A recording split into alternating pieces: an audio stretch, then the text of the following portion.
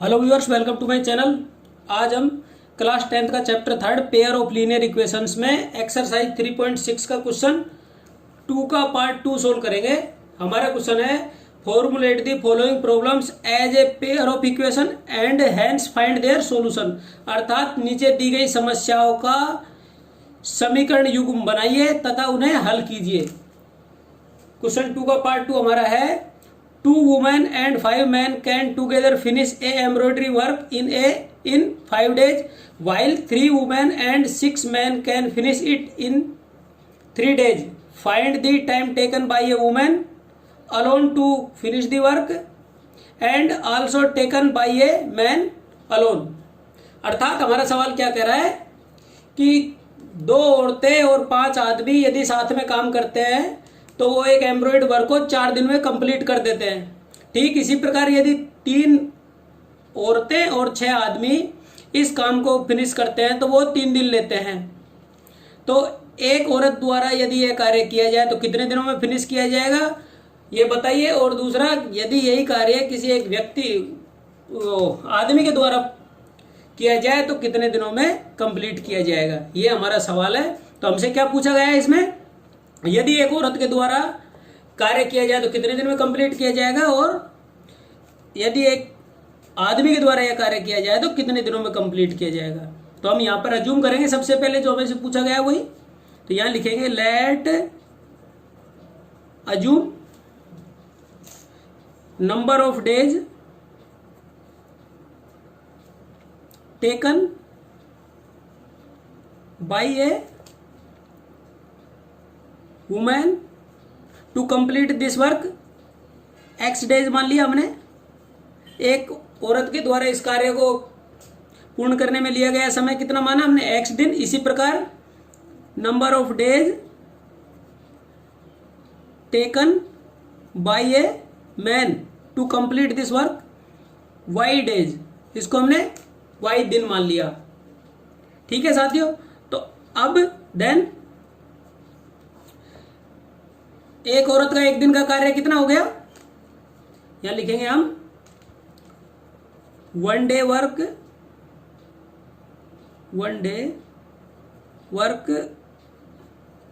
Of A women. औरत के द्वारा किया गया एक दिन का कार्य क्या है, जब वो एक कार्य को करने में एक्स दिन लेती है तो एक दिन में कितना कार्य करेगी 1/x बराबर। इसे थोड़ा यहां पर शायद आपको कंफ्यूजन हो रहा हो, मैं क्लियर कर देता हूं। यहां पे देखिए, यदि मैं कोई कार्य करता हूं और उसको कंप्लीट करने में 4 दिन लेता हूं, एक कार्य है उसको कंप्लीट करने में कितना दिन लेता हूं, ये मैं हूं एम, 4 दिन लेता हूं। यदि इस कार्य को मैं एक दिन में कितना कार्य करूंगा, 4 दिन में कितना हुआ 1 2 3 4, 4 दिन में यही हुआ। एक दिन का कार्य ये हुआ, दूसरे दिन का कार्य इतना हुआ, तीसरे दिन का यहां तक कार्य हुआ और चौथे दिन का यहां पर। अर्थात 4 दिन में मैंने इस कार्य को कंप्लीट कर दिया। तो एक दिन में कितना कार्य कर पाऊंगा ये, अर्थात मेरा एक दिन का कार्य कितना होगा 1/4, चौथा हिस्सा कर पाऊंगा ना। 4 दिन में करूंगा तो एक दिन में 1/4 हिस्सा करूंगा। इस प्रकार इसमें एक्स डेज माना है, कंप्लीट करने में कितना है एक्स दिन लिया तो एक दिन में कितना किया 1/x। ठीक इसी प्रकार 1 day work of a man is equal to y. यहां तक सही है।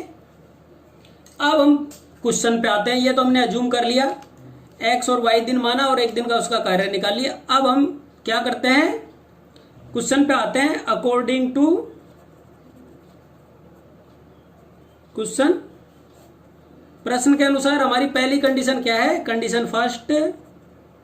कंडीशन फर्स्ट में क्या कहा गया है 2 वुमेन, अर्थात 2 औरतें, वुमेन को हम डब्लू मान लेते हैं, प्लस 5 मैन, इसको हम एम से डिनोट करते हैं मैन को।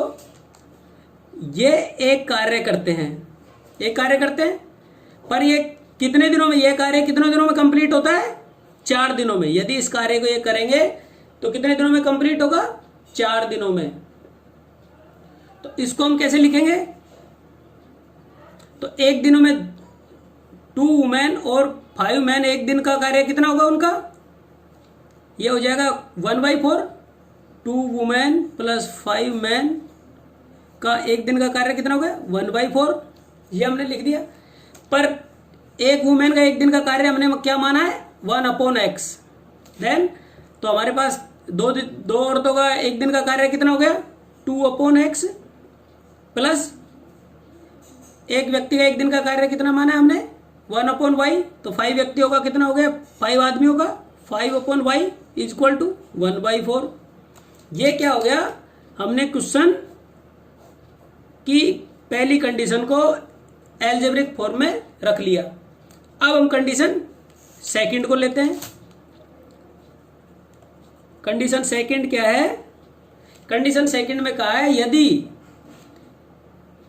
3 औरतें अर्थात 3 वुमेन प्लस 6 मैन एक कार्य को करते हैं, इस कार्य को करते हैं तो कितने दिन लेते हैं, ये एक दिन में इतना काम करते हैं तो 3 दिन करेंगे तो 3 से गुणा कर देंगे ना, इसको कितने दिन लेते हैं 3 डेज। इसको एल्जेब्रिक फॉर्म में रखेंगे तो इसको सिंप्लीफाई करेंगे 3 वुमेन एंड 6 मैंस का एक दिन का कार्य कितना हो गया 3w प्लस 6m। 3 को राइट साइड में ले जाएंगे डिनोमिनेटर में तो ये आ जाएगा 1/3। अब औरत का एक दिन का कार्य हमने क्या माना है 1/x, तो 3 औरतों का एक दिन का कार्य कितना हो गया ये 3/x, प्लस क्योंकि यहां पर देखिए कंफ्यूजन नहीं हो मैं इसको बता देता हूं, इसमें क्या है एक दिन का कार्य कितना है 1/x, तो 3 × 1/x प्लस 6 × 1/y। एक आदमी का एक दिन का कार्य क्या बना 1/y इक्वल टू 1/3। इसको और सिंप्लीफाई करेंगे, ऊपर नहीं किया था मैं यहाँ पे बता रहा हूँ, इसी प्रकार ऊपर भी होता। तो यहाँ पर हमारे पास क्या आ गया 3/x plus 6/y equal to 1/3। ये हमने कंडीशन सेकंड में जो स्टेटमेंट दिया था उसके अनुसार भी वो उस कंडीशन को स्टेटमेंट को एल्जेब्रिक फॉर्म में लिख लिया। ये हमारी इक्वेशन 2 आ गई। हमारा क्वेश्चन ने क्या कहा था, नीचे दी गई समस्याओं को क्या करिए समीकरण युग्म में लिखिए, न कि रेखीय समीकरण युग्म में नहीं लिखा था। देखिए यहां पर क्या लिखा है formulate the pair of equation, अर्थात समीकरण युग्म में लिखिए फिर उसे हल कीजिए। तो ये हमने समीकरण युग्म में लिख लिया हमने, अर्थात सवाल को पेयर ऑफ इक्वेशंस में लिख लिया।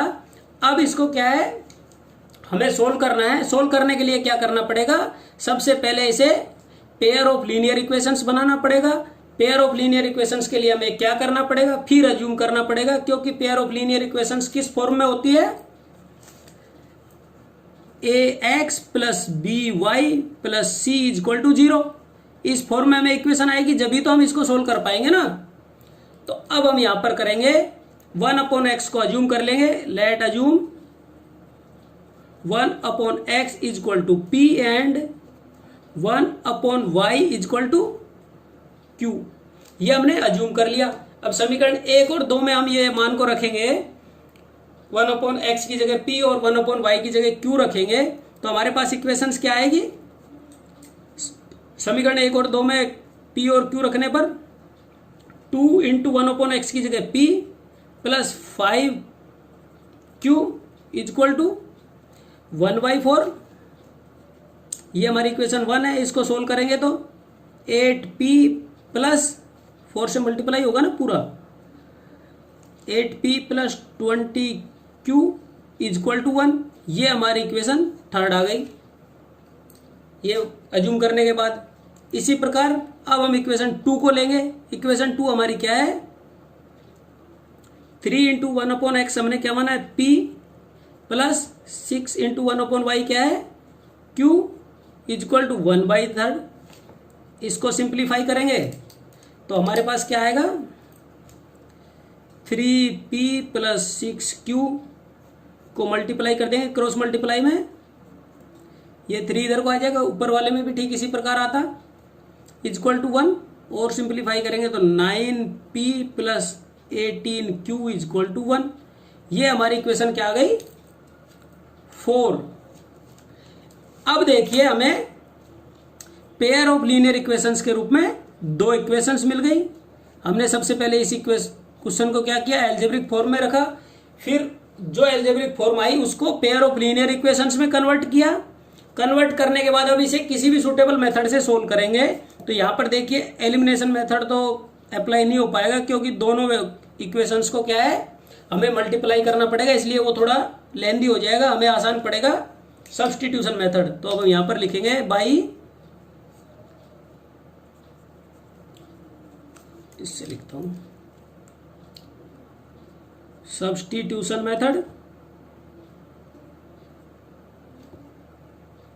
अर्थात प्रतिस्थापन विधि से। प्रतिस्थापन विधि में क्या है, समीकरण को पेयर ऑफ लीनियर इक्वेशंस के रूप में लिखिए। उसके बाद दूसरी है कि किसी एक इक्वेशन को लीजिए, उसे वन वेरिएबल टर्म में बनाइए, अर्थात पी या क्यू के टर्म में लिखिए। तो यहां पर हम लिखेंगे फ्रॉम इक्वेशन 3, इस वाली इक्वेशन को लेंगे। अब पेयर ऑफ लीनियर इक्वेशंस का ही काम होगा हमें। तो from equation 3 8p is equal to 1 minus 20q को राइट साइड में ले जाएंगे, 20q हो जाएगा माइनस का। This implies p is equal to क्या होगा, 1 माइनस 20q अपॉन 8। ये हमारी p के रूप में वन वेरिएबल टर्म आ गई। इसे हम इक्वेशन 5 मान लेते हैं। अब स्टेप थर्ड पे आएंगे हम। स्टेप थर्ड हमारा क्या है, इस p की वैल्यू को, जिसको वन वेरिएबल माना, उसके अलावा दूसरी इक्वेशन में पुट करेंगे। तो यहां लिखेंगे substitute this value of p in equation 4। Equation 4, क्योंकि थर्ड को तो हमने वन वेरिएबल टर्म में मान लिया, तो इक्वेशन 4 में पुट करेंगे। तो इक्वेशन 4 हमारी क्या है, 9 इंटू p का मान क्या है हमारे पास, 1 minus 20q upon 8 plus 18q is equal to 1। यही है। इसको हम और सिंप्लीफाई करेंगे तो हमारे पास क्या आएगा, दिस इंप्लाइज 9 माइनस 29 जा 180q अपॉन 8 प्लस 18q बराबर इज इक्वल टू 1। यहां पर हम 8 एलसीएम ले लेंगे। तो हमारे पास क्या है, 9 माइनस 180q प्लस 18 8 जा 144q इज इक्वल टू 1। हमारे पास ये आया। तो इसमें क्या है, इसको क्रॉस मल्टीप्लिकेशन करेंगे बाई क्रॉस मल्टीप्लिकेशन।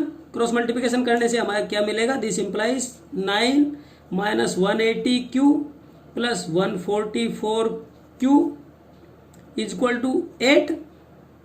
अब इसको हम पक्षांतरण करेंगे। पक्षांतरण करने पर हमारे पास क्या आया, ये देखिए 9 राइट साइड में चला जाएगा, माइनस 180 में से प्लस 144 जाएगा, तो हमारे पास बचेगा minus 36q is equal to 8 minus 9। Then q is equal to क्या आ गया हमारे पास, ये 8 गया माइनस 9 में से, तो हमारे पास बचा माइनस 1 अपॉन माइनस 36। माइनस से माइनस कैंसिल हो गया। Then q is equal to आया हमारे पास 1 अपॉन 36। ये हमें q की वैल्यू प्राप्त हो गई। बराबर साथियों, जब हमें q की वैल्यू प्राप्त हो गई तो हम स्टेप 4 पे आएंगे। स्टेप 4 में हमें क्या करना है, put this value in equation, किसी में भी रख सकते हैं। इसको हमने रखा इक्वेशन 5 में। इक्वेशन 5 क्या है, p is equal to 1 upon 20, q की वैल्यू रखनी है 20q में 1/30 upon 8। This implies 1 minus 20 upon 36। इसमें 36 हम एलसीएम ले लेंगे तो हमारे पास आएगा 36 माइनस 20 और अपॉन में 8 रहेगा यूं का यूं। तो यहाँ पर हमारे पास आ गया 16 अपॉन 36 और इसके डिनोमिनेटर में 1 लगा देंगे तो इनटू हो जाएगा 1 अपॉन 8। अब यहाँ पर देखिए 8 1 जा 8, 8 2 जा 16, 2 से कैंसिल हो गया। अब 2 से 136, वो 36 भी कैंसिल हो रहा है। 2 1 जा 2, 18 2 जा 36। देन हमारे पास p की वैल्यू क्या आई, then p is equal to क्या आया, 1/18। ये हमें p की वैल्यू मिल गई। किंतु ये हमारा आंसर नहीं है। क्यों नहीं है? क्योंकि हमने क्या अज्यूम किया था, यहां पर लिखे हैं बट वी अज्यूम्ड, जगह थोड़ी कम है, थोड़ा मैनेज कीजिए। But we assumed Q equal to क्या माना था हमने, Q को लेंगे, Q इक्वल टू 1/y, और Q की वैल्यू हमारे पास आई 1/36। देन y इक्वल टू क्या है, क्रॉस मल्टीप्लिकेशन से 36, y का मान हमारे पास आया 36। y हमने क्या माना था, यदि एक व्यक्ति के द्वारा, एक आदमी के द्वारा एक काम को पूर्ण करने में लगा समय y डेज माना था, तो हमारे पास आ गया 36 डेज। इसी प्रकार p इक्वल टू हमने क्या माना था 1/x, और p की वैल्यू हमारे पास आई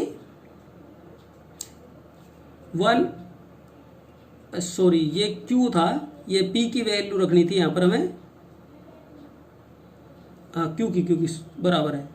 इसी प्रकार p की वैल्यू हमारे पास क्या आई, p equal to 1/80, then x equal to क्या हो गया 18। ये हमें x की वैल्यू आ गई। x की वैल्यू क्या थी कि एक महिला द्वारा एक ये कार्य को यदि अकेला किया जाए तो कितने दिन लेंगे, x दिन। x दिन मतलब x का मान हमारे पास है 18 डेज।